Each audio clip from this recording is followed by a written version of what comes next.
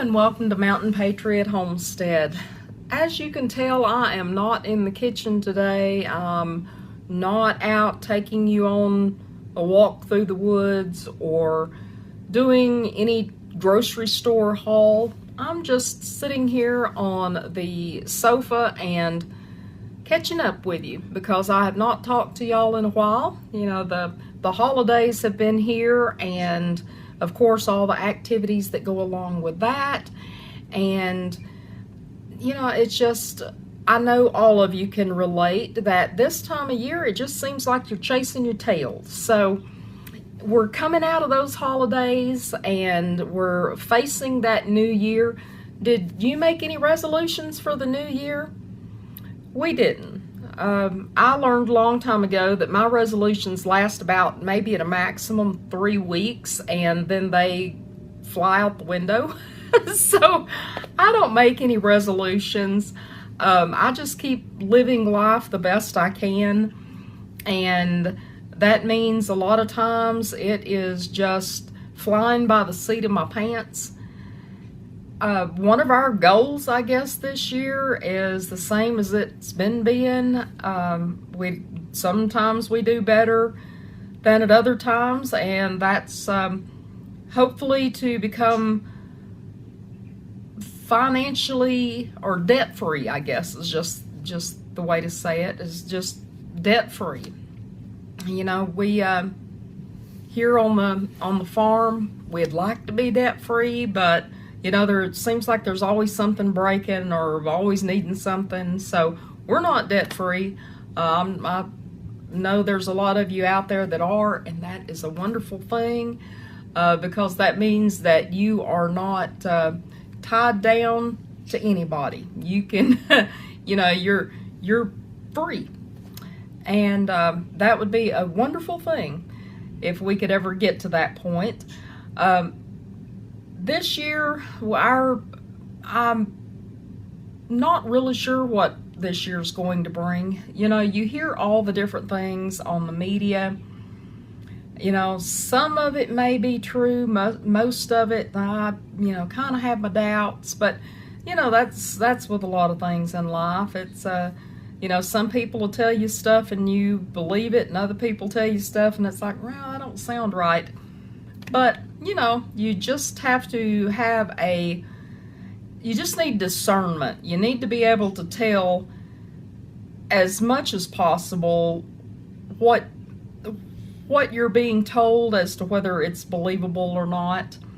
And that goes as far as YouTube channels or the news or what your next door neighbor tells you. So you have to, as the Bible says, study to find yourself approved. And you know, that's the way it is with all life. When I talk about foraging, you will always hear me tell you to do your own research. Don't just take what anybody is telling you. Do your own research and make sure that you know what you're picking, what you're using, how to use it, if you can use it, because you know, people are allergic to things. I never knew until I was grown that people were allergic to peanut butter, because I never knew anybody allergic to peanut butter. But you know, that's where, no matter what it is, if it's finances, if it's a recipe, because I've seen some recipes that people will tell you, you put this and this in there and you taste it and it's the most horrible tasting thing. Or the recipe could be written down wrong. You could understand it, you could misunderstand it. So you just have to, with life in general, you just have to make sure that you do your own study on whatever it is that you're trying to do, learning to do. Sometimes even things you think you already know how to do, you know, you may find a better way. You know, sometimes it's good to not be so close-minded, because you may actually find out methods of doing things that make your life so much easier. I have yet to find the method to make, fitted sheets, folding fitted sheets easier. I've seen all those videos. That's some of those videos that are like, okay. My method of folding fitted sheets is the stuff method, or just on only one, and then that way as soon as it's washed it goes right back on the bed. That's a very good method as well. But for most things in life, figuring out better ways to do things or new ways to do things are always good. And that, again, that carries over into every aspect of life. I know, it's snowing here today, or has been. I think it's stopped now. The stuff that's blowing around out there now, I think it's just blowing out of the trees. But, with it snowing here today, it makes me think back of when I was a young adult and had moved in to a rental. It was a rental house way out in the country. Old house, one of those that has no insulation anywhere in it. I'm not sure they knew what insulation was when they built this house. And the very first winter, and this is in East Texas. It's not like this was Minnesota. I mean, this is down south, and I had moved into that house, and the very first winter there, they were calling for some really cold weather, and so I thought I was prepared. I didn't have a lot of money, but I had found some black plastic garbage bags, the thicker ones, like the leaf bags or whatever they call them, and split them open, and I had duct taped them around these windows because there was more wind blew around the windows than through them. And so I duct taped those garbage bags over the windows to keep the wind from blowing through. I had left the water running because my mama had even called me and told me, honey, don't forget to leave your water running. And so I left the water running in the sink and in the bathroom. And I had a little hamster, and I had put extra bedding in the hamster cage for this hamster. And the next morning, it had gotten so cold in the house that the water had frozen as it was running out of the faucet. I guess I should have left it wide open or something, but it had frozen as it was running out of the faucet. The water in the toilet bowl had frozen. It hadn't frozen fully in the tank, thank goodness, but it had frozen in the toilet bowl, and the little hamster had burrowed down as far as it could. And I had probably this much bedding in that thing. That little hamster had bedded down so far in there, trying to stay warm, and that little fella still froze. And the only reason I guess I didn't freeze to death is I had, I don't know how many blankets on my bed, and was up under as many of those blankets, and had them folded back over the top of me several times. And, but, it was cold, and I even thought I was prepared. But you learn, each thing like that is, no matter what happens in life, you are learning as those experiences happen.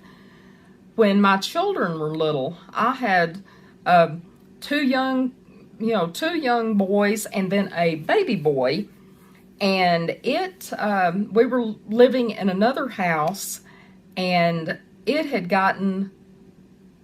Thankfully, this one had a fireplace, but that was all it had. It had a fireplace. It didn't have no central heat or anything in the rest of the house. And so we had firewood, had brought in firewood, and had built a fire in the fireplace, moved mattresses into that living room. Thankfully, it was a small living room, moved mattresses into that living room, and hung a opening between the living room and dining room. This was just one of those big rambling houses, one of them old houses that just kind of rambles. And but there was an opening between the living room and dining room, probably where there used to have been, big double doors or something. But anyway, I took a blanket and hung up across that opening so that way it would hold the heat from the fireplace in the living room. And that's where we slept during that cold spell. Thankfully, again, that was in Texas, so it's not like, even when it gets cold down there, it doesn't get cold for months. It's not something you had to worry about. Okay, we get snow and like they do further north, they may get snow and it be snowy for 4 months. Even here where we are, we may get snow and it lasts for a week at the most, maybe. I think the longest I remember having anything on the ground here was almost 2 weeks, but that's like very rare. That's why it always tickles me when people around here, as soon as they hear snow, everybody will run and go get milk and bread for like a day. It's like, what do you need 4 gallons of milk and a case of bread for a day? But those milk sandwiches, I guess. But they're trying to prepare. At least they're trying to prepare. So again, that as life goes on, you just live and learn, and hopefully you learn more tricks that, like here, we have propane. We know, don't let the propane get too low. Don't wait to the last minute. I mean, some people wait until they're out and then call the propane company. Well, they may not be able to get to you today. It may be next week before they get to you. So you don't wait until you run out of things, especially living out in the country. And, you don't wait until the middle of an ice storm to decide, oh, I need to go to the feed store and get some more feed for my critters. You don't wait until the middle of winter to decide you needed hay or that you needed firewood or any of that type. You have to be prepared. And no matter whether you live in the city or the country or wherever you live, being prepared is just part of life. And that's just